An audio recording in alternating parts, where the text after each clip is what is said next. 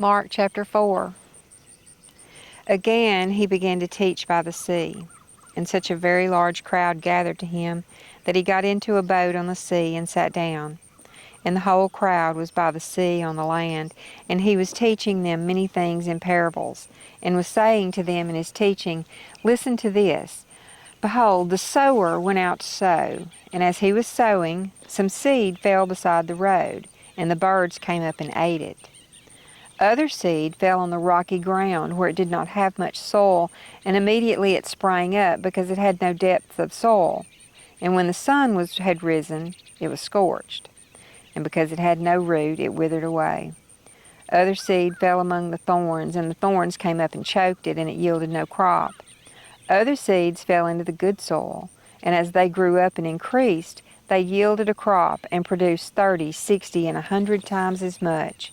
And he was saying, He who has ears to hear, let him hear. As soon as he was alone, his followers, along with the 12 disciples, began asking him about the parables. And he was saying to them, To you has been given the mystery of the kingdom of God, but for those who are outside, everything comes in parables, so that while seeing they may see and not perceive, and while hearing they may hear and not understand. Otherwise they might return, and it would be forgiven them. And he said to them, Do you not understand this parable? How will you understand all the parables? The sower sows the word. These are the ones who are beside the road, where the word is sown. And when they hear, immediately Satan comes and takes away the word which has been sown in them. And in a similar way, these are the ones sown with seed on the rocky places, who, when they hear the word, immediately receive it with joy, and yet they have no firm root in themselves, but are only temporary. Then when affliction or persecution occurs because of the word, immediately they fall away. And others are the ones sown with seed among the thorns. These are the ones who have heard the word, but the worries of the world and the deceitfulness of wealth and the desires for other things enter and choke the word, and it becomes unfruitful. And those are the ones sown with seed on the good soil, and they hear the word and accept it and bear fruit, 30, 60, and 100 times as much. And he was saying to them, A lamp is not brought to be put under a basket or under a bed, is it? Is it not brought to be put on a lampstand? For nothing is hidden except to be revealed, nor has anything been secret, but that it would come to light. If anyone has ears to hear, let him hear. And he was saying to them, Take care what you listen to. By your standard of measure it will be measured to you, and more will be given to you besides. For whoever has, to him more will be given, and whoever does not have, even what he has will be taken away from him.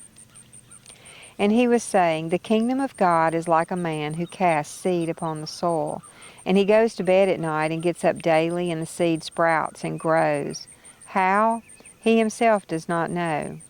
The soil produces crops by itself, first the stalk, then the head, then the mature grain in the head. Now, when the crop permits, he immediately puts it in the sickle, because the harvest has come. And he was saying, How shall we picture the kingdom of God, or by what parable shall we present it? It is like a mustard seed, which, when sown upon the soil, though it is the smallest of all the seeds that are upon the soil, yet when it is sown, it grows up and becomes larger than all the garden plants, and forms large branches, with the result that the birds of the sky can nest under its shade. And with many such parables, he was speaking the word to them, so far as they were able to understand it. And he did not speak to them without a parable, but he was explaining everything privately to his own disciples. On that day when evening came, he said to them, Let's go over to the other side.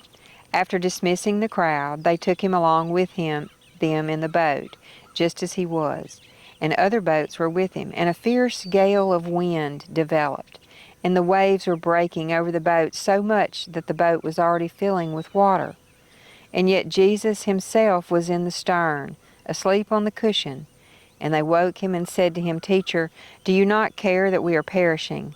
And he got up and rebuked the wind, and said to the sea, Hush, be still. And the wind died down, and it became perfectly calm. And he said to them, "Why are you afraid? Do you still have no faith?"